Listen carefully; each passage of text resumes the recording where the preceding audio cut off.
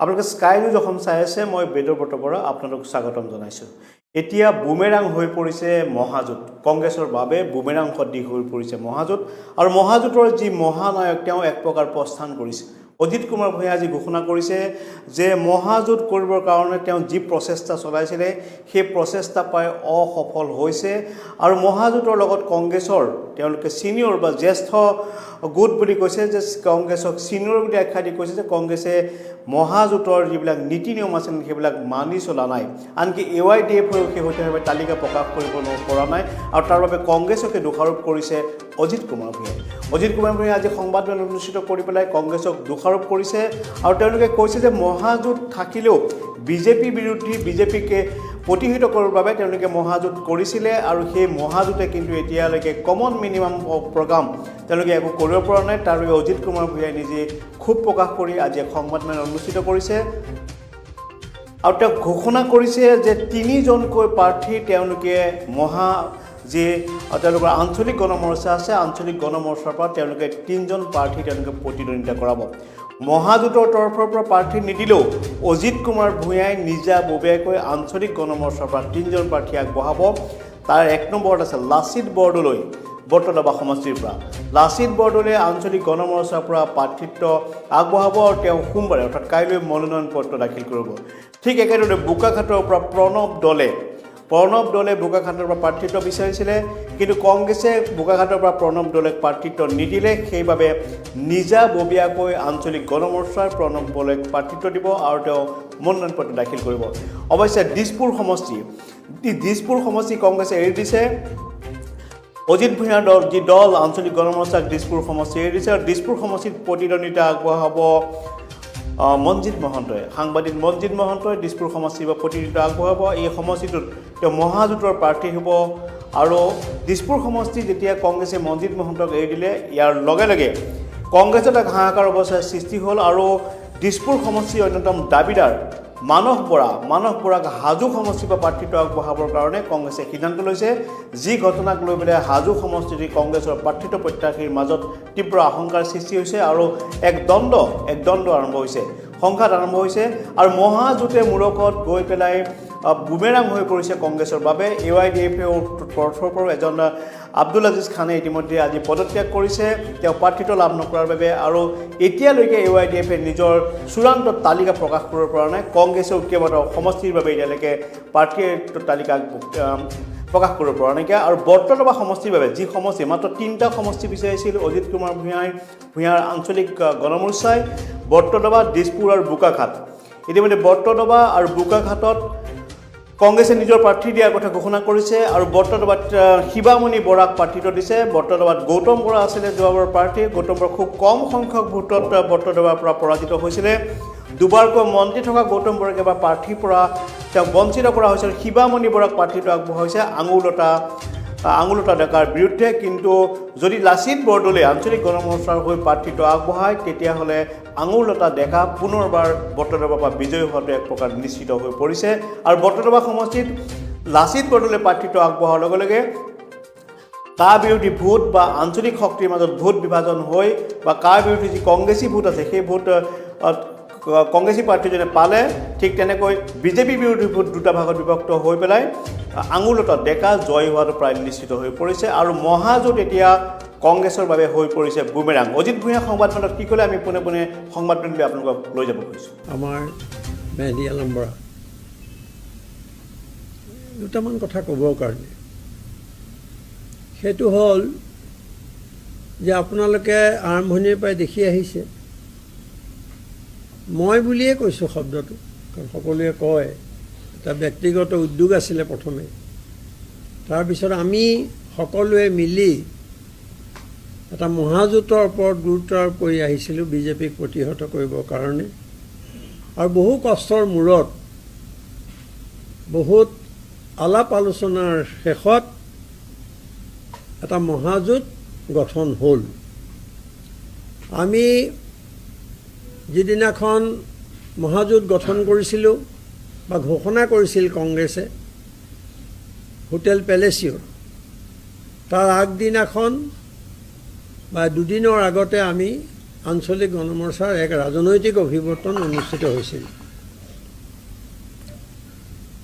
চমুকে এইটোৱে ক'ব খুজিছোঁ যে আমাৰ মহাজোঁট গঠনত বা তালৈ বামপন্থী দলবিলাকক অনাৰ ক্ষেত্ৰত, AIDF-ক অনাৰ ক্ষেত্ৰত আৰু বাকী সৰু সৰু আঞ্চলিক শক্তিবিলাকক তালৈ অনাৰ ক্ষেত্ৰত আমাৰ এটা অতি গুৰুত্বপূৰ্ণ ভূমিকা আছে।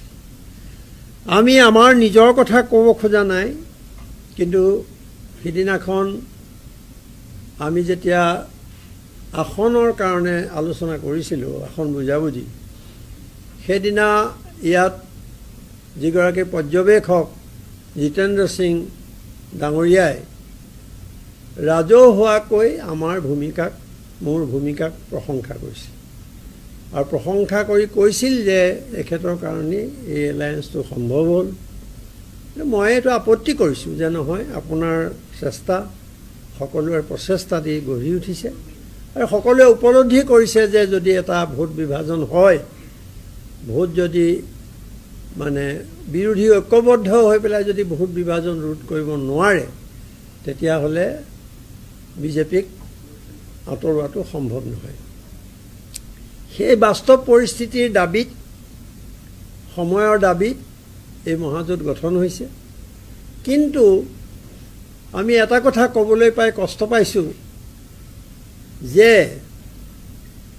যিধৰণে আগবাঢ়িব লাগিছিল, আপোনালোকক আগতেও লগ পাওঁতে মই কৈছোঁ, আপোনালোকৰ নিশ্চয় মনত আছে যে যিধৰণে মহাজোঁট আগুৱাব লাগিছিল সেই ধৰণে আগুৱাব পৰা নাই। কাৰণ ইয়াৰ নেতৃত্বত আছে আমাৰ ছিনিয়ৰ পাৰ্টনাৰ বুলি আমি কৈ আহিছোঁ কংগ্ৰেছ দল, তেওঁলোকৰ প্ৰধান ভূমিকা স্বাভাৱিকতে। আৰু আমি এই লিলি হোটেলতে আপোনালোকক ৰাতি কৈছিলোঁ এদিন যে এখন সমন্বয়ৰক্ষী সমিতি গঠনৰ আমাৰ যি প্ৰস্তাৱ আছিল বাকী আটাইকেইটা দলৰ, সেই প্ৰস্তাৱো কাৰ্যকৰী কৰা নহ'ল। এখন সমন্বয় সমিতি গঠন কৰা নহ'ল দলবিলাকৰ মাজত। আৰু ছিট শ্বেয়াৰিঙৰ বেলিকাও আমি দেখিছোঁ যে বিজেপিক লক্ষ্য কৰি বা বিজেপিক হৰুৱাবৰ বাবে যেনেকুৱা প্ৰাৰ্থীৰ প্ৰয়োজন আৰু কংগ্ৰেছক এটা জাতীয়তাবাদী ধ্যান ধাৰণা তেওঁলোক যে বিশ্বাসী, সেই কথা প্ৰতিপন্ন কৰাৰ সময় আহিছে, প্ৰয়োজন হৈছে। আৰু সেই পটভূমিতে আমি আঞ্চলিক গণমৰ্চাই অসমৰ আঞ্চলিক সমস্যা আৰু জাতীয় সমস্যাৰ প্ৰশ্নত কংগ্ৰেছে যাতে পূৰ্বৰ ভূমিকাৰ পৰা আঁতৰি আহে, সেই বিষয়ে আমি হেঁচা প্ৰয়োগ কৰি আহিছোঁ। এতিয়া কথা হ'ল, এক কমিটি বাৰু গঠন নহ'ল নাই, কিন্তু কথাটো ভাল নহ'ল এইকাৰণে যে সেইটো কৰা হ'লে কাইলৈ আৰু পৰহিলৈ প্ৰথম পৰ্যায়ৰ নিৰ্বাচনৰ মনোনয়ন পত্ৰ দাখিলৰ দিন। এই মুহূৰ্তলৈকে, এইবাৰ 1 বাজিলে, এতিয়া 1 বজালৈকে তেওঁলোকে প্ৰাৰ্থী চূড়ান্ত কৰিব পৰা নাই। প্ৰাৰ্থী চূড়ান্ত কৰিব পৰা নাই। তেওঁলোকৰ প্ৰধান মিত্ৰ দল AIDF-ৰ ক্ষেত্ৰত আপোনালোকে পাইছে নেকি? AIDF-ৰ তালিকা এখন ওলাইছে, এইটো বেলেগ অসমৰ্থিত তালিকা এখন ওলাইছে, সেইখনো সত্যই। কিন্তু এই মুহূৰ্তলৈকে কিনো হ'ল, তেওঁলোকে ক'ত এৰা ধৰা কৰিলে, এই কথাবোৰ স্পষ্ট হোৱা নাই। অথচ কাইলৈ পৰহিলৈ তেওঁলোকে মনোনয়ন পত্ৰ প্ৰাৰ্থীসকলে দাখিল কৰিব লাগিব।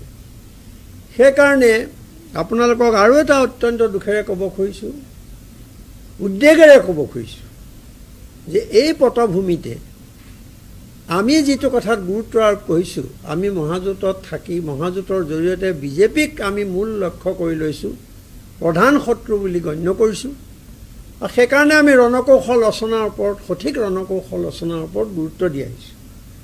কিন্তু সেই ধৰণৰ সেই দৃষ্টিকোণৰ পৰাই মই এটা উদাহৰণ দিছোঁ যে বত্ৰদেৱা এটা সমষ্টি, যিটো সমষ্টি আপোনালোকে জানে যে এটা ঐতিহ্য থকা, এটা অতি গুৰুত্বপূৰ্ণ ধৰ্মীয় দিশৰ পৰা, সকলো দিশৰ পৰা, সাংস্কৃতিক দিশৰ পৰা, সেই সমষ্টিটোত আমি আঞ্চলিক গণমৰ্চাৰ সাধাৰণ সম্পাদক অসমৰ জাতীয় সংগ্ৰামত সুদীৰ্ঘ দিন জড়িত হৈ থকা আপোনালোকেও নিশ্চয় অস্বীকাৰ নকৰিব কিবা এটা তেওঁৰ লগত মতবিৰোধ ভাল বেয়া থাকিব পাৰে কিন্তু জাতীয় সংগ্ৰামত তেওঁৰ যি অৱদান এগৰাকী জাতীয়তাবাদী হিচাপে তেওঁৰ যিটো অৱস্থান সেই দৃষ্টিকোণলৈ চাই আমি তাত লাচিত বৰদলৈৰ প্ৰাৰ্থিত্ব বিচাৰিছিলোঁ কিন্তু আৰু তাত মই যেতিয়া AIDFৰ লগত কথা পাতিছিলোঁ কাৰণ তাত AIDF খুব শক্তিশালী মই কৈছিলোঁ যে আপোনালোকে প্ৰাৰ্থী তাত নিবিচাৰিব আমি লাচিত বৰদলৈক প্ৰক্ষেপ কৰিব খুজিছোঁ আৰু AIDFে মোক প্ৰতিশ্ৰুতি দিছিল যে নাই লাচিত বৰদলৈ থাকিলে আমি আৰু তাত অন্য কথা নাহে আৰু আমিও বটদ্ৰৱাৰ দৰে ঠাই এডোখৰত লাচিত বৰদলৈৰ দৰে প্ৰাৰ্থীক সমৰ্থন জনাবলৈ ভাল পাম এই কথাবোৰ যেতিয়া আলোচনা হ'ল তেতিয়া কেন্দ্ৰীয় পৰ্যবেক্ষকসকলে আমাৰ যুক্তি মানি ল'লে কিন্তু অৱশেষত দেখা গ'ল যে তেওঁলোকৰে ভিতৰৰ অসমৰ কোনোবা নেতাৰ বাধাৰ বাবে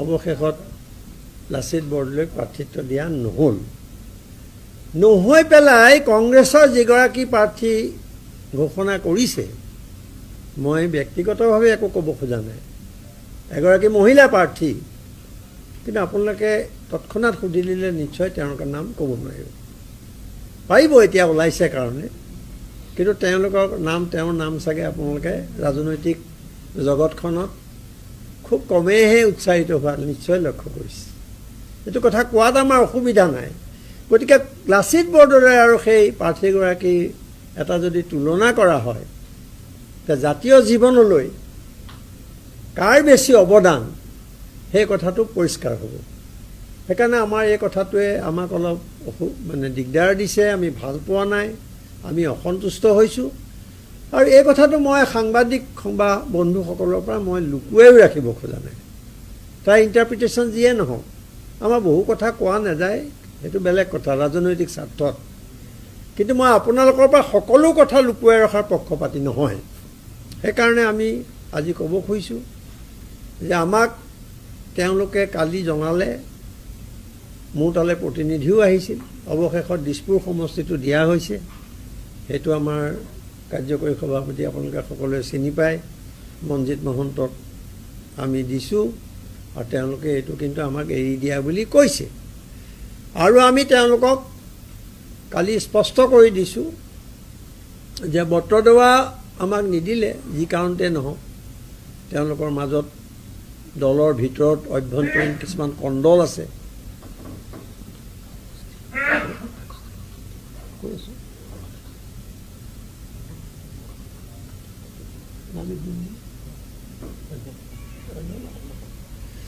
গতিকে বটদ্ৰৱাত আমি লাচিত বৰদলৈ এটা ফ্ৰেণ্ডলি কণ্টেষ্ট বুলি যিটো কয় আমি তেওঁলোকক জনাইছোঁ আৰু তেওঁলোকো সন্মত হৈছে লাচিত বৰদলৈ এটা ফ্ৰেণ্ডলি কণ্টেষ্টত তাত নিৰ্বাচন খেলিব সেইটো এটা আপোনালোকক ক'বলগীয়া কথা আৰু দ্বিতীয়তে আমি 4-5টামান সমষ্টি আমি বিচাৰিছিলোঁ সেইবিলাকো তেওঁলোকে নানান ধৰণৰ আপত্তি কিন্তু এটা কথা আপোনালোকক কওঁ য'ত কংগ্ৰেছ আছে সবল তাত আমি কিন্তু বিচৰা নাই বটদ্ৰৱা বিজেপি একেধৰণে বোকাখাট অগপক আজিকালি বিজেপি বুলিয়ে কয় বিজেপি আৰু এইফালে আমি যিকেইটা বিচাৰিছিলোঁ তাত হাজোত আমাৰ কোনো কংগ্ৰেছৰ তেনেকুৱা ভিত্তি নাই আমাৰ য'ত আমি ৱেষ্ট গুৱাহাটী বিচাৰিছিলোঁ সেইটোতো মই কংগ্ৰেছৰ অৱস্থা বৰ ভাল বুলি নাভাবোঁ আপোনালোকে বেছি জানিব গতিকে আমি তেনেকুৱা ধৰণৰহে বিচাৰিছিলোঁ য'ত তেওঁলোক শক্তিশালী সেই ধৰণৰ আমি তাত আমি দাবী কৰা নাই যি নহওক অৱশেষত আমি মহাজোঁটৰ স্বাৰ্থত বিজেপিক প্ৰতিহত কৰাৰ স্বাৰ্থত আমি মানি ল'ব খুজিছিলোঁ দুটা সমষ্টি যে দুটা সমষ্টি দিলেও আমি অন্ততঃ এটা আমি এটা লক্ষ্যত আমি উপনীত হ'বৰ বাবে আগুৱাব পাৰিম সেইমতে আমি দিছপুৰ বটদ্ৰৱাৰ ওপৰত খুব গুৰুত্ব দিলোঁ বটদ্ৰৱা যেতিয়া গ'ল সেইকাৰণে আমি তাত ফ্ৰেণ্ডলি কণ্টেষ্ট কৰিম বুলি ক'লোঁ আৰু তেওঁলোকে অৱশেষত জনালে যে দুটা সমষ্টি কথা কৈছে আপোনালোকে আমি দুটা সমষ্টি মানে লাগিব বুলি ক'লোঁ তেতিয়া আমি বটদ্ৰৱা এৰি বোকাখাতৰ কথা ক'লোঁ যে বোকাখাত সমষ্টিটোত আমাৰ বহুদিনৰ পৰা কাম চলি আছে তাত আপোনালোকে আমাৰ প্ৰাৰ্থীগৰাকীক সমৰ্থন দিয়ক কিন্তু আচৰিত কথা তাতো কংগ্ৰেছৰ দুই এগৰাকী নেতাই প্ৰচণ্ড বাধা প্ৰদান কৰিছে কিন্তু আমি লক্ষ্য কৰিছোঁ যে এই মুহূৰ্তলৈকে প্ৰথম পৰ্যায়ৰ নিৰ্বাচন যদিও বোকাখাতৰ প্ৰাৰ্থী তেওঁলোকে ঘোষণা কৰা নাই এই মুহূৰ্তলৈকে কৰা নাই কাৰোবাক জানিছা নেকি কিবা নাই সেইকাৰণে আৰু এইখিনিতে মই এটা কথা ক'বলৈ পাই ভাল পাইছোঁ যে বোকাখাতৰ যিগৰাকী আমাৰ প্ৰাৰ্থী প্ৰণৱ দলে আপোনালোকে গুগল চাৰ্চ কৰক মই ইমান দীঘলীয়াকৈ নকওঁ যে তেওঁ কি ধৰণৰ এগৰাকী যুৱ নেতা কৃষক শ্ৰমিকৰ বাবে তেওঁ কি কৰিছে আৰু তেওঁ এটা সৰ্বভাৰতত এটা পৰিচয় আছে তেওঁ অমিতাভ ঘোষৰ দৰে এগৰাকী বিশ্ববিখ্যাত সাহিত্যিকে তেওঁক সম্পৰ্ক টুইট কৰিছে আপোনালোকে দেখিব গতিকে তেওঁ টাটা ইনষ্টিটিউট অফ ছ'চিয়েল ছায়েন্সৰ পৰা তেওঁ ডিগ্ৰী লৈছে বিশ্বভাৰতীৰ পৰা তেওঁ বি এ কৰিছে এনেকুৱা এজন ল'ৰা মিচিং সম্প্ৰদায়ৰ বা আকৌ কৈছোঁ য'ত তেওঁ গাঁৱতে থাকে সেই যুৱকজনক আমি উৎসাহিত কৰাৰ কাৰণে আমি তাত বহুদিন কাম কৰি আছে আমাৰ ওপৰত ভৰসা কৰি তেওঁ নিৰ্বাচন খেলিব খোজা নাই সেইকাৰণে এতিয়ালৈকে আমি ৰৈ আছোঁ বিজেপিয়ে আমাক কংগ্ৰেছে বোকাখাত সম্পৰ্কে একো কোৱা নাই আৰু আমি আপোনালোকক এইটো কৈছোঁ যে আমি কাইলৈ বোকাখাতৰ প্ৰণৱ দলে মনোনয়ন পত্ৰ দাখিল কৰিব আমি বটদ্ৰৱা আৰু বোকাখাত এই দুজন আমাৰ প্ৰাৰ্থী লাচিত বৰদলৈ আপোনালোকে সকলোৱে জানে পাই থাকে বটদ্ৰৱাৰ দৰে ঠাইত আৰু বোকাখাতত আপোনালোকে অলপ খবৰ লওক যে কিমান দিন তেওঁ ৰাইজৰ মাজত সোমাই কাম কৰি আছে আৰু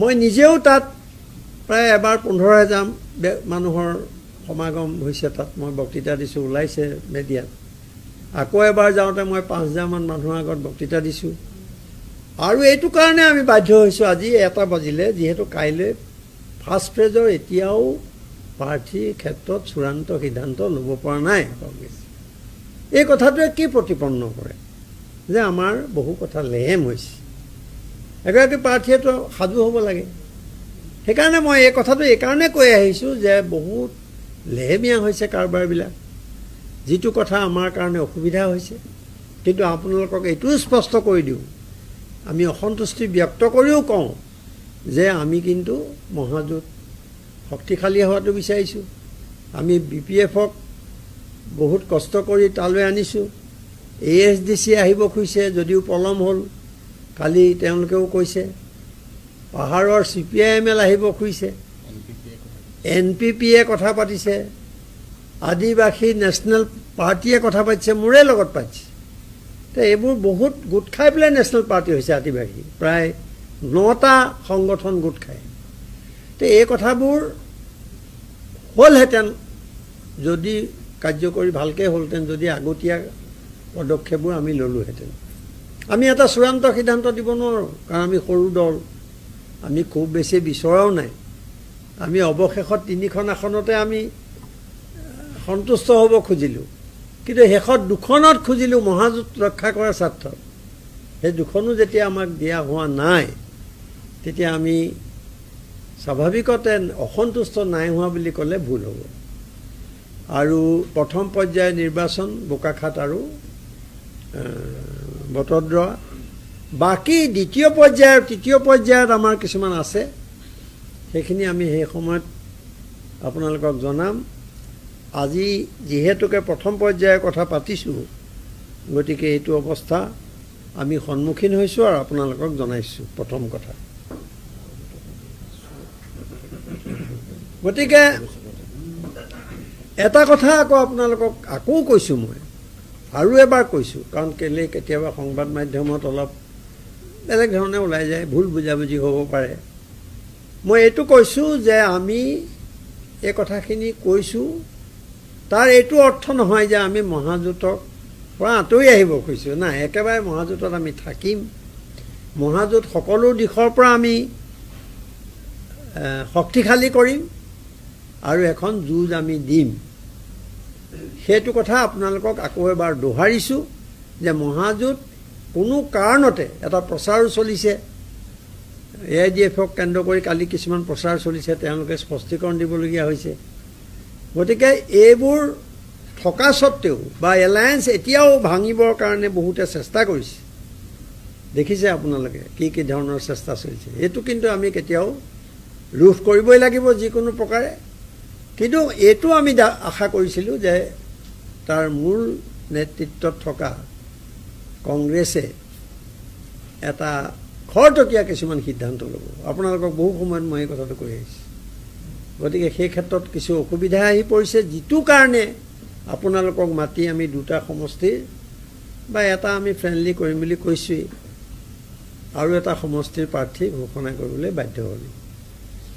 আৰু 2 নম্বৰ কথাটো আছিলে যে আমি কমন মিনিমাম প্ৰগ্ৰাম, আপোনালোকে বাৰে বাৰে সোধে আমাক, আমি কমন মিনিমাম প্ৰগ্ৰাম ন্যূনতম কাৰ্যসূচী এখন প্ৰস্তুত কৰি সেইখন আমি কংগ্ৰেছৰ হাতত দাখিল কৰিছিলোঁ, ৰিপুণ বৰাৰ হাতত।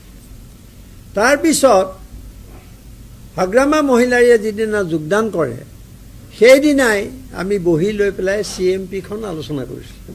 কমন মিনিমাম প্ৰগ্ৰাম আলোচনা কৰি আমাৰ যিখিনি দাবী আছিলে সেইখিনি সকলোৱে মোটামুটি সমৰ্থন কৰিছিল, আৰু ঠিক হৈছিলে যে 3-4 তাৰিখে সেই কমন মিনিমাম প্ৰগ্ৰেমখন ঘোষণা কৰা হ'ব। কিন্তু এই মুহূৰ্তলৈকে সেইটো হৈ উঠা নাই। কিন্তু আমি ভাবিছোঁ যে আমিতো ৰাইজৰ ওচৰলৈ যাব লাগিব, ৰাইজক ক'ব লাগিব, আমাৰ ওচৰত বেছি মানুহৰ প্ৰশ্ন থাকিব। সেইকাৰণে আমি ভাবিছোঁ যে আপোনালোকৰ সন্মুখত আমাৰ কমন মিনিমাম প্ৰগ্ৰেমখন মই তুলি ধৰিব খুজিছোঁ, যাতে আমি সেইখন লৈ পেলাই যিহেতুকে ৰাইজৰ কাষলৈ যাব লাগিব, সেইকাৰণে আপোনালোকে সেই কথাটো বুজি পাব বুলি আমি বিশ্বাস কৰি আমি সেই কাৰ্যসূচীখন আপোনালোকৰ সন্মুখত দাঙি ধৰিব খুজিছোঁ। আমনি পাব, কিন্তু আমাৰ বৰ দীঘলীয়া নহয়, সেইখন আপোনালোকে পঢ়ি পেলাই অলপ আমাৰ প্ৰস্তাৱ দেই, আমাৰ প্ৰস্তাৱ, আঞ্চলিক গণমৰ্চাৰ এইখিনি প্ৰস্তাৱ, আৰু আমি এইখিনি তাত মানে সন্নিৱিষ্ট কৰিবৰ কাৰণে অনুৰোধ জনাইছোঁ। আৰু আমাৰ কিন্তু যিবোৰ সিদ্ধান্ত তাত কিন্তু বাকী দলবোৰে এতিয়ালৈকে বিৰোধ কৰা নাছিলে সেইদিনা আলোচনা। কিন্তু কমন মিনিমাম প্ৰগ্ৰেমখন প্ৰকাশ হোৱা নাই, কাৰণ প্ৰাৰ্থী তালিকাই চূড়ান্ত হোৱা নাই। তেওঁলোকে আমি দিছোঁ অলৰেডি, আলোচনাও হৈছে তাৰ মাজত, আৰু এখন তেওঁলোকে খুব ভাল হৈছে বুলিও কৈছে। কিন্তু আজি হেৰি তাৰিখ হ'ল, 7 তাৰিখ হ'ল। নহয়, ৰিপুণ বৰাই ডেম'ক্ৰেটিকেলি কৈছে, ভালকৈ কৈছে যে মই আপোনালোকৰ এখন ল'লোঁ, বাকীবোৰৰ লগত আলোচনা কৰিলোঁ, মাজতে তেওঁ আমাৰ এখন হেৰিও কৰিছে, সকলোকে সাঙুৰি পেলাই লৈ এখন কৰিব লাগিবতো। সেইটো তেওঁ 3-4 তাৰিখে হ'ব বুলি আশা কৰিছিলে, কিন্তু আজি 7 তাৰিখ হৈছে, এতিয়ালৈকে কমন মিনিমাম প্ৰগ্ৰেম হোৱা নাই।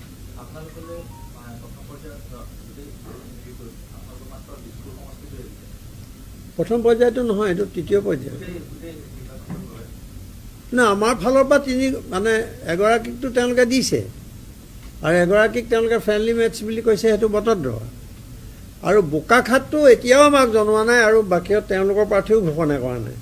সেইকাৰণে আমি আমাৰ প্ৰাৰ্থী ঘোষণা কৰিছোঁ, যিহেতুকে কাইলৈ তেওঁলোকে মনোনয়ন দিবই, আমি আকৌ ৰখাই থ'ম কংগ্ৰেছে কোৱা নাই বুলি, তেওঁ হেৰি হ'ব। গতিকে সেইটো তেওঁলোকে মানি ল'ব, বা ফ্ৰেণ্ডলি মেটছলৈ যায় কি কণ্টেষ্টলৈ যায়নে আমাক এৰিয়ে দিয়ে, সেইটো কংগ্ৰেছক জানিব। এৰিছে বুলি আমাক জনাইছে।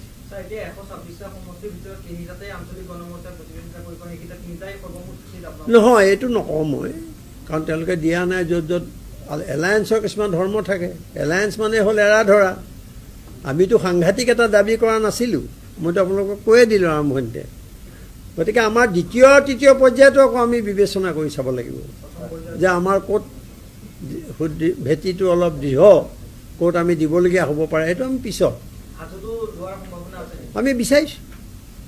কিন্তু আজি আপোনালোকক প্ৰথম পৰ্যায়ৰ এইটোৱে ক'লোঁ যে বটদ্ৰৱাত আমি মনোনয়ন পত্ৰ দিব লাচিত বৰদলৈ আৰু প্ৰণৱ দলে যুৱ নেতা, কৃষক শ্ৰমিকৰ নেতা, এগৰাকী সাংঘাতিক ব্ৰিলিয়েণ্ট যুৱক, ব্ৰিলিয়েণ্ট। তেওঁ আন্তৰ্জাতিকভাৱে তেওঁৰ অৱদানক স্বীকৃতি দিয়া হৈছে। সেইখিনি আপোনালোকে গ্লোবলত চাৰ্চ কৰিলে দেখিব।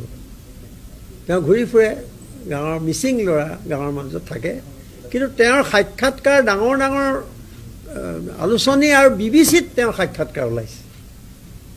কংগ্ৰেছৰ কথা মানুহে যদি সেই কথাটো বুজি নাপায়, তেতিয়াহ'লে আমাৰ তেওঁলোকক বুজোৱাৰ কোনো শক্তি নাই।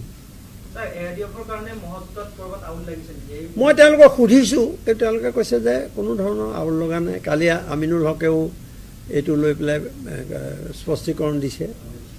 মই জনাত তেওঁলোকে 21খন আসন তেওঁলোক বাধ্য হৈছিলে ল'বলৈ। কালি ৰাতি তেওঁলোকৰ বৰ দীঘলীয়াকৈ আলোচনা হৈছে।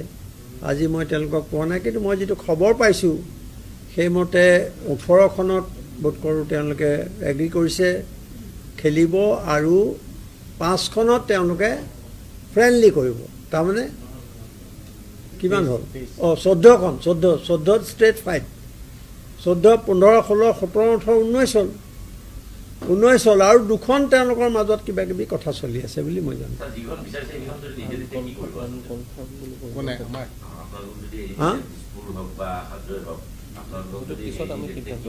সেইটো আমি পিছত সিদ্ধান্ত লৈ আপোনালোকক জনাম।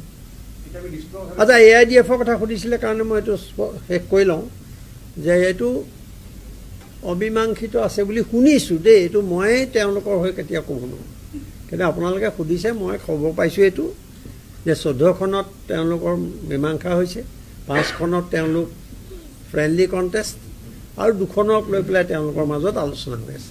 তাৰমানে 21খনেই হয়। আপোনালোকে যিখন লিষ্ট উলিয়াইছিলে সিদিনা সেইখনেই মোটামুটি। না, ভাঙোন সৃষ্টি হোৱা নাই। কোনে কৈছে ভাঙোন? এজন দুজন নেতাটো হ'ব। BJPত কিমান হৈছে একেবাৰে 5টা। এতিয়া ফ্ৰেণ্ডলি কণ্টেষ্টত যাব AGP 5খনত। তেনেকুৱা চিটুৱেশ্যনটো হোৱাই নাই। ইমান নহয়, ইমানবোৰ দল থাকোঁতে ক'ৰবাততো অলপ অলপ হ'ব, সংঘাত হ'ব, স্বাৰ্থৰ সংঘাত, নিজৰ নিজৰ ৰাজনীতিৰ প্ৰশ্ন থাকে তাত। গতিকে এইটো স্বাভাৱিক। আমি আগতেও দেখিছোঁ বহুত এনেকুৱা হয়, কিন্তু ভাঙোন হোৱাটো বৰ ডাঙৰ বস্তু। ওলাই আহিব লাগিব। আজি আপোনালোকক মই কৈছোঁ এই কথা, কিন্তু মইতো মহাজোঁটৰ পৰা ওলাই অহাৰ কথা কোৱা নাই, মহাজোঁট শক্তিশালী কৰাৰ কথাই কৈছোঁ।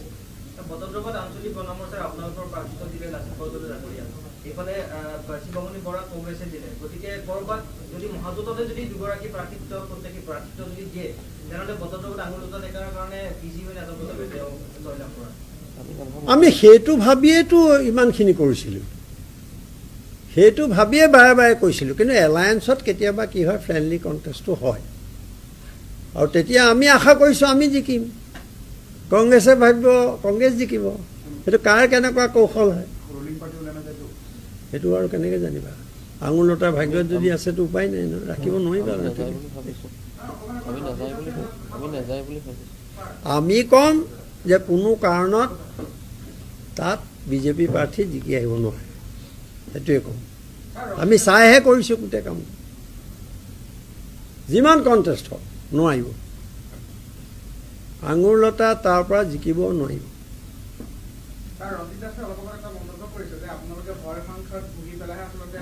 মই ভাল ক'লে আপুনি উলিয়াই কথাটো। মই এখন ব্লু মুনৰ সংবাদমেলত প্ৰত্যাহ্বান জনাইছিলোঁ ৰঞ্জিত দাসক, মোক গালি পাওঁতে, যে মই চাম যদি সৰভোগত এলায়েন্সৰ প্ৰাৰ্থীৰ বিৰুদ্ধে যুঁজ দি তেওঁ জিকিব পাৰে। আজি আপোনাৰ প্ৰমাণ হ'ল, এইটো দিয়ক না আপোনালোকে মিডিয়াত। কেলৈ দিয়া নাই? মই প্ৰত্যাহ্বান জনাইছিলোঁ, তাৰিখটো মোৰ মনত নাই। ব্লু মুন হোটেলত আপোনালোকৰ কোনোবা আছিল চাগে। মই কৈছিলোঁ যে কেনেকৈ জিকি আহে চাওঁ এলায়েন্সৰ প্ৰাৰ্থীৰ সন্মুখত, এইটো কৈছিলোঁ নহয় মই ৰাজহুৱা। আজিতো তেওঁ পলালে নহয় সৰভোগৰ পৰা, পলাই আহি পেলাই ইয়াত কি কয় পাটাচাৰকুচিত তেওঁ উঠিছে, তাতো তেওঁ হেৰিয়াৰ সন্মুখীন হৈছে, বিদ্ৰোহৰ সন্মুখীন হৈছে। সেইটো কওক আপোনালোকে, কাইলৈ মই আশা কৰিম আপোনালোকে এইটো কেৰি কৰিব। মই কৈছিলোঁ যে তেওঁক প্ৰত্যাহ্বান জনাইছোঁ, তেওঁ প্ৰত্যাহ্বান গ্ৰহণ নকৰিলে, এতিয়া পলাই আহিছে তেওঁ।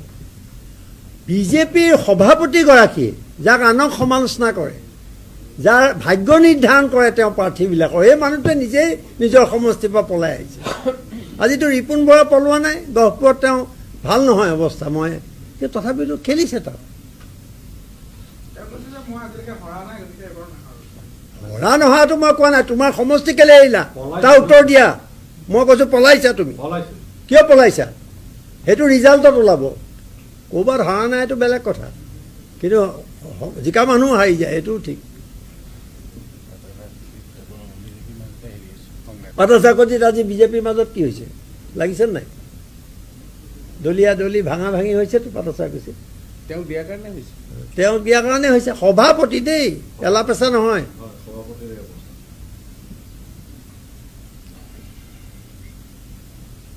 হ'ব নেকি? হ'ব। এটা নতুন যি প্ৰাৰ্থিত প্ৰত্যেকী যিসকল আছিলে অন্য দলৰ যদি বঞ্চিত হৈছে, কোনোবা আপোনালোকৰ সৈতে যোগাযোগ কৰিছে নেকি? বহুতেই কৰিছে, প্ৰমিনেণ্ট নেতা কোনোবা? প্ৰমিনেণ্ট নেতাই কৰিছে।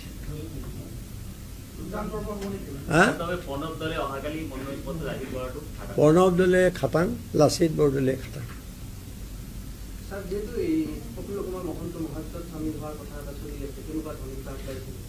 জয়শ্ৰী মহন্তই প্ৰফুল্ল মহন্তৰ হৈ পেলাই কংগ্ৰেছৰ লগতো কথা পাতিছে, AIDF-ৰ লগতো পাতিছে। আমাক আৰু অলপ মোৰ ক্ষেত্ৰত অলপ সমস্যা তেওঁলোকৰ, গতিকে আওপকীয়াকৈ বেলেগৰ দৰে মোকো খবৰ দিয়াইছে। সেইটো আৰু কংগ্ৰেছে থিয়াগ কৰিব, আমি সেইটো নকৰোঁ।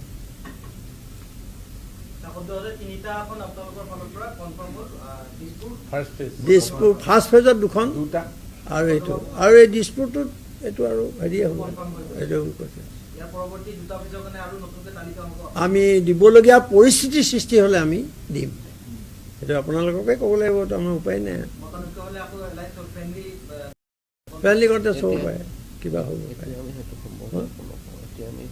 এতিয়া কিন্তু এইটো কথাত আমি গুৰুত্ব দিয়া নাই দেই। আমি আশা কৰিম যাতে তেনেকুৱা পৰিস্থিতিৰ সৃষ্টি নহওক। সেইটো আকৌ বেছি হাইলাইট হৈ গ'লে দিগদাৰ হ'ব যে আমি দিমেই, আমি দিম বুলি ভবা নাই। কিন্তু আজি আমি যিটো ভবা নাছিলোঁ বতৰ দেৱাত আৰু বোকাখাটত, কিয় পৰিস্থিতি হ'ল ইমান এটা অনাকাংক্ষিত পৰিস্থিতি, সেইটো পৰিস্থিতিত আমি এনেকুৱা সিদ্ধান্ত ল'বলগীয়া হ'ল। আপোনালোকে জানে মোৰ বাওঁফালে আছে কাৰ্যকৰী সভাপতি মনজিত মহন্ত আৰু কাজী নেকিব আহমেদ আমাৰ ভাইচ প্ৰেচিডেণ্ট, আৰু এইফালে আছে আমাৰ লিগেল এডভাইজাৰ শান্তনু বৰঠাকুৰ, আৰু আপোনালোকে জানে ভাইচ প্ৰেচিডেণ্ট আমাৰ মেহদী আলম বৰা। দুটামান কথা ক'বৰ কাৰণে যে আপোনালোকে আৰম্ভণিৰ পৰাই দেখি আহিছে,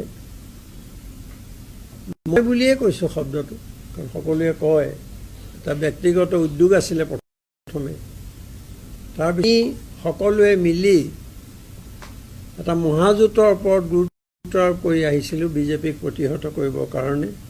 আৰু বহু কষ্টৰ মূৰত, বহুত আলাপ আলোচনাৰ শেষত মহাজোঁট গঠন হ'ল। আমি যিদিনাখন মহাজোঁট গঠন কৰিছিলোঁ বা ঘোষণা কৰিছিল কংগ্ৰেছে হোটেল পেলেচিঅ'ৰ, তাৰ আগদিনাখন বা দুদিনৰ আগতে আমি আঞ্চলিক গণমৰ্চাৰ এক ৰাজনৈতিক অভিৱৰ্তন অনুষ্ঠিত হৈছিল। চমুকে এইটোৱে ক'ব খুজিছোঁ যে আমাৰ মহাজোঁট গঠনত বা তালৈ বামপন্থী দলবিলাকক অনাৰ ক্ষেত্ৰত, AIDF-ক অনাৰ ক্ষেত্ৰত, আৰু বাকী সৰু সৰু আঞ্চলিক শক্তিবিলাকক তালৈ অনাৰ ক্ষেত্ৰত আমাৰ এটা অতি গুৰুত্বপূৰ্ণ ভূমিকা আছে।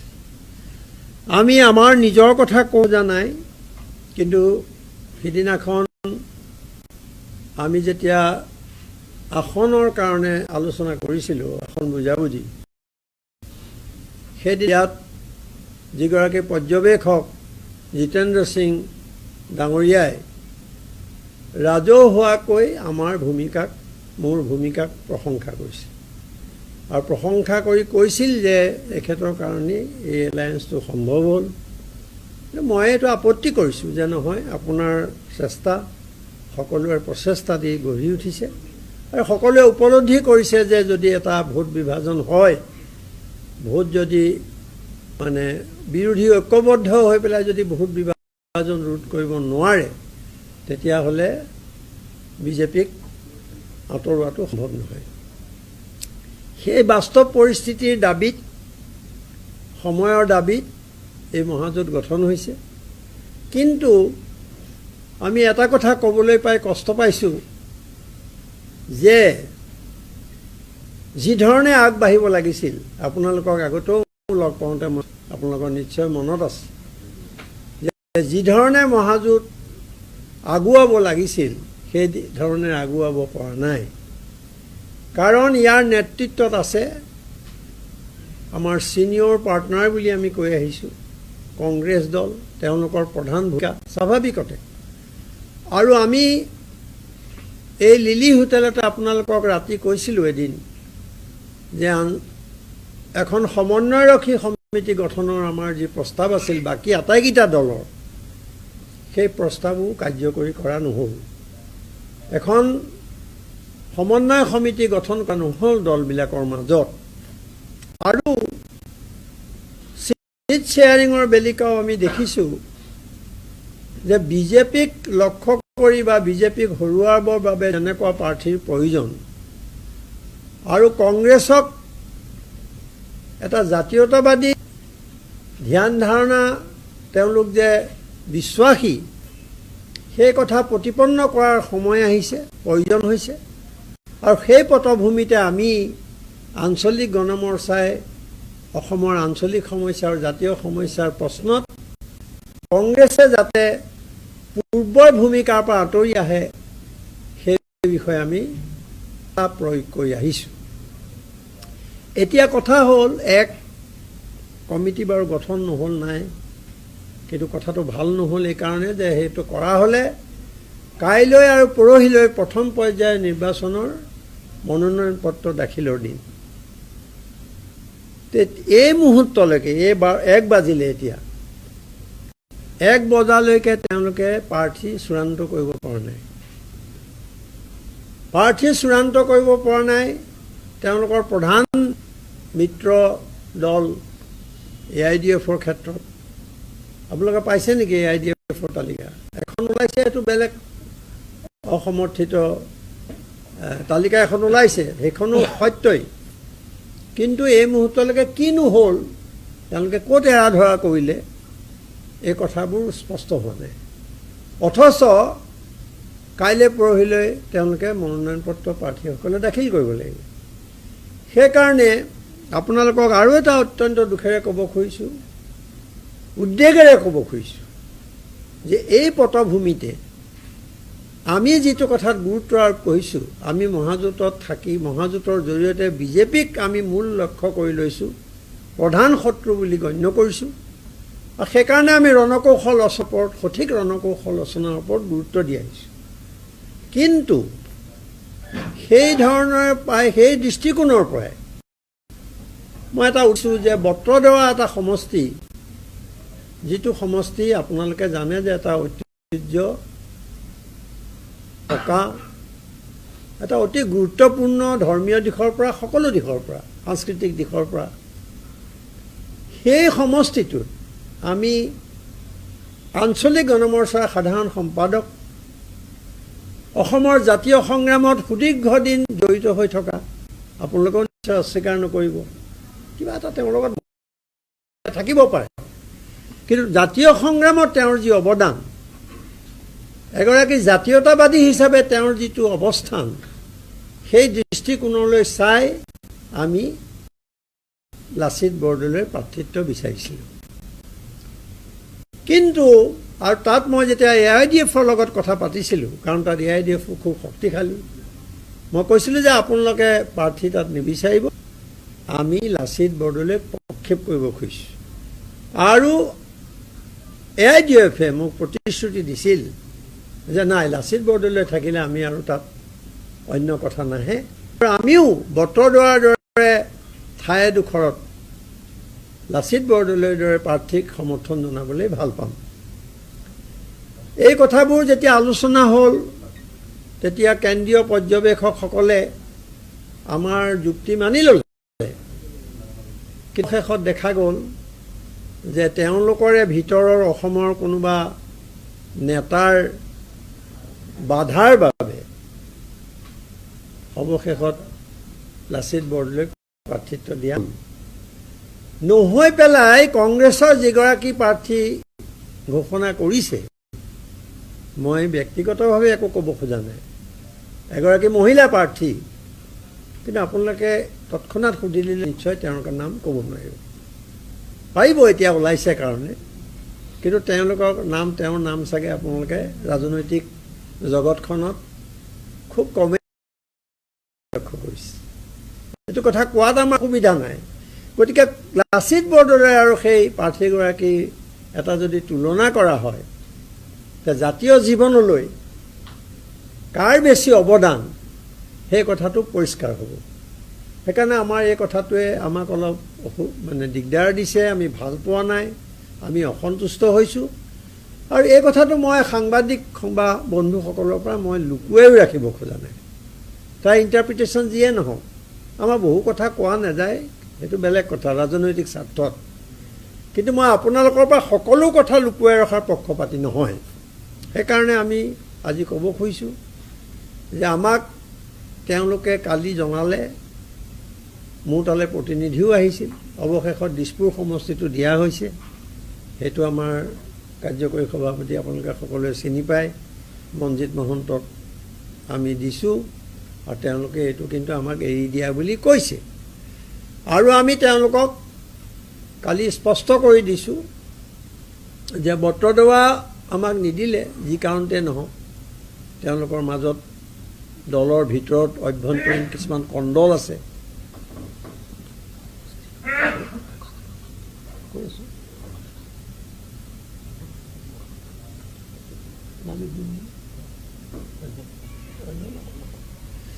গতিকে বটদ্ৰৱাত আমি লাচিত বৰদলৈ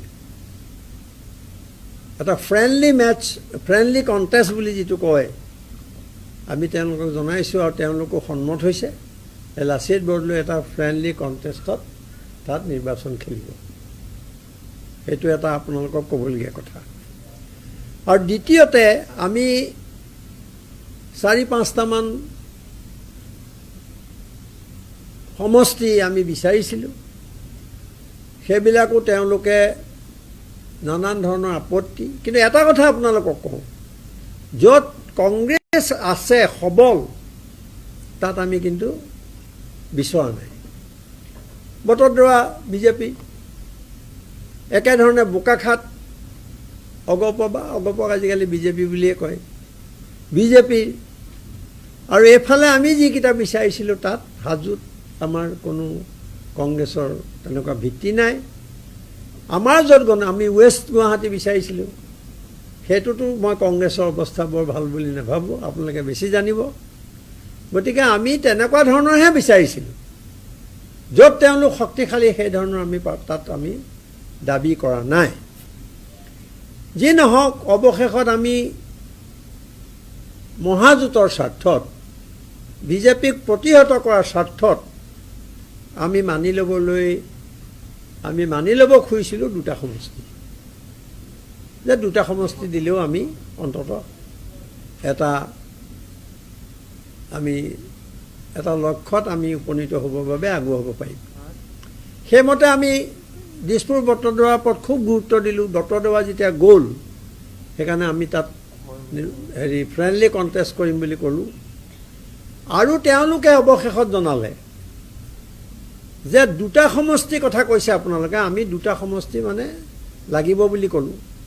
তেতিয়া আমি বটদ্ৰৱা এৰি বোকাখাটৰ কথা ক'লোঁ, যে বোকাখাট সমষ্টিটোত আমাৰ বহুদিনৰ পৰা কাম চলি আছে, তাত আপোনালোকে আমাৰ প্ৰাৰ্থীগৰাকীক সমৰ্থন দিয়ক। কিন্তু আচৰিত কথা, তাতো কংগ্ৰেছৰ 2-এগৰাকী নেতাই প্ৰচণ্ড বাধা প্ৰদান কৰিছে, কিন্তু আমি লক্ষ্য কৰিছোঁ যে এই মুহূৰ্তলৈকে প্ৰথম পৰ্যায়ৰ নিৰ্বাচন যদিও বোকাখাতৰ প্ৰাৰ্থী তেওঁলোকে ঘোষণা কৰা নাই, এই মুহূৰ্তলৈকে কৰা নাই। কাৰোবাক জানিছা নেকি কিবা? নাই। সেইকাৰণে আৰু এইখিনিতে মই এটা কথা ক'বলৈ পাই ভাল পাইছোঁ যে বোকাখাতৰ যিগৰাকী আমাৰ প্ৰাৰ্থী প্ৰণৱ দলে, আপোনালোকে গুগল চাৰ্চ কৰক, মই ইমান দীঘলীয়াকৈ নকওঁ, যে তেওঁ কি ধৰণৰ এগৰাকী যুৱ নেতা, কৃষক শ্ৰমিকৰ বাবে তেওঁ কি কৰিছে, আৰু তেওঁ এটা সৰ্বভাৰতত এটা পৰিচয় আছে। তেওঁ অমিতাভ ঘোষৰ দৰে এগৰাকী বিশ্ববিখ্যাত সাহিত্যিকে তেওঁক সম্পৰ্কত টুইট কৰিছে, আপোনালোকে দেখিব।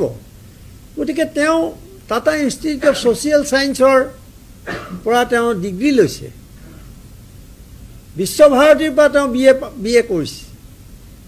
এনেকুৱা এজন ল'ৰা মিচিং সম্প্ৰদায়ৰ বাৰে আকৌ কৈছোঁ, য'ত তেওঁ গাঁৱতে থাকে, সেই যুৱকজনক আমি উৎসাহিত কৰাৰ কাৰণে আমি তাত বহুদিন কাম কৰি আছে। আমাৰ ওপৰত ভৰসা কৰি তেওঁ নিৰ্বাচন খেলিব খোজা নাই।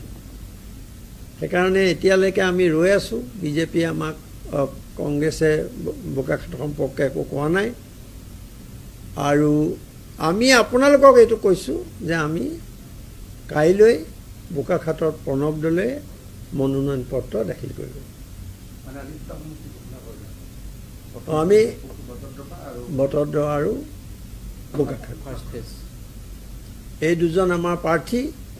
লাচিত বৰদলৈ আপোনালোকে সকলোৱে জানে, পাই থাকে বটদ্ৰৰ দৰে ঠাইত, আৰু বোকাখাটত আপোনালোকে অলপ খবৰ লওক যে কিমান দিন তেওঁ ৰাইজৰ মাজত সোমাই কাম কৰি আছে।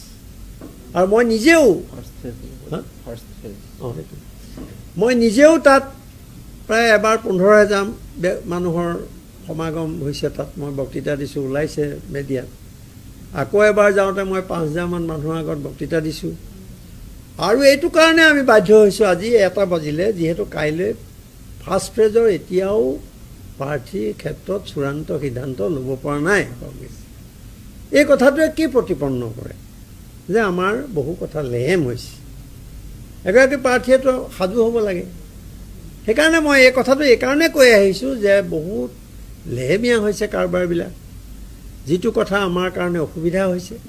কিন্তু আপোনালোকক এইটোও স্পষ্ট কৰি দিওঁ, আমি অসন্তুষ্টি ব্যক্ত কৰিও কওঁ যে আমি কিন্তু মহাজোঁট শক্তিশালী হোৱাটো বিচাৰিছোঁ। আমি BPFক বহুত কষ্ট কৰি তালৈ আনিছোঁ। ASDC আহিব খুজিছে, যদিও পলম হ'ল। কালি তেওঁলোকেও কৈছে। পাহাৰৰ CPIML আহিব খুজিছে, NPPয়ে কথা পাতিছে, আদিবাসী নেশ্যনেল পাৰ্টীয়ে কথা পাতিছে, মোৰে লগত পাতিছে। তো এইবোৰ বহুত গোট খাই পেলাই নেশ্যনেল পাৰ্টি হৈছে আদিবাসী, প্ৰায় 9টা সংগঠন গোট খায়। তো এই কথাবোৰ হ'লহেঁতেন, যদি কাৰ্যকৰী ভালকৈ হ'লহেঁতেন, যদি আগতীয়া পদক্ষেপবোৰ আমি ল'লোহেঁতেন। নোৱাৰোঁ, কাৰণ আমি সৰু দল, আমি খুব বেছি আমি অৱশেষত 3খন আসনতে আমি সন্তুষ্ট হ'ব খুজিলোঁ, কিন্তু শেষত 2খনত খুজিলোঁ মহাজোঁট ৰক্ষা কৰাৰ স্বাৰ্থত। সেই 2খনো যেতিয়া আমাক দিয়া হোৱা নাই, তেতিয়া আমি স্বাভাৱিকতে অসন্তুষ্ট নাই হোৱা বুলি ক'লে ভুল হ'ব। আৰু প্ৰথম পৰ্যায়ৰ নিৰ্বাচন বোকাখাট আৰু বটদ্ৰৱা। বাকী দ্বিতীয় পৰ্যায়ৰ, তৃতীয় পৰ্যায়ত আমাৰ কিছুমান আছে, সেইখিনি আমি সেই সময়ত আপোনালোকক জনাম। আজি যিহেতুকে প্ৰথম পৰ্যায়ৰ কথা পাতিছোঁ, গতিকে এইটো অৱস্থা আমি সন্মুখীন হৈছোঁ আৰু আপোনালোকক জনাইছোঁ প্ৰথম কথা। গতিকে এটা কথা আকৌ আপোনালোকক আকৌ কৈছোঁ, মই আৰু এবাৰ কৈছোঁ, কাৰণ কেলৈ কেতিয়াবা সংবাদ মাধ্যমত অলপ বেলেগ ধৰণে ওলাই যায়, ভুল বুজাবুজি হ'ব পাৰে। মই এইটো কৈছোঁ যে আমি এই কথাখিনি কৈছোঁ, তাৰ এইটো অৰ্থ নহয় যে আমি মহাজোঁটৰ পৰা আঁতৰি আহিব খুজিছোঁ। নাই, একেবাৰে মহাজোঁটত আমি থাকিম। মহাজোঁট সকলো দিশৰ পৰা আমি শক্তিশালী কৰিম আৰু এখন যুঁজ আমি দিম। সেইটো কথা আপোনালোকক আকৌ এবাৰ দোহাৰিছোঁ যে মহাজোঁট কোনো কাৰণতে এটা প্ৰচাৰো চলিছে AIDF-ক কেন্দ্ৰ কৰি কালি কিছুমান প্ৰচাৰ চলিছে তেওঁলোকে স্পষ্টীকৰণ দিবলগীয়া হৈছে গতিকে এইবোৰ থকা সত্ত্বেও বা এলায়েন্স এতিয়াও ভাঙিবৰ কাৰণে বহুতে চেষ্টা কৰিছে দেখিছে আপোনালোকে কি ধৰণৰ চেষ্টা চলিছে এইটো কিন্তু আমি কেতিয়াও ৰোধ কৰিবই লাগিব যিকোনো প্ৰকাৰে কিন্তু এইটো আমি আশা কৰিছিলোঁ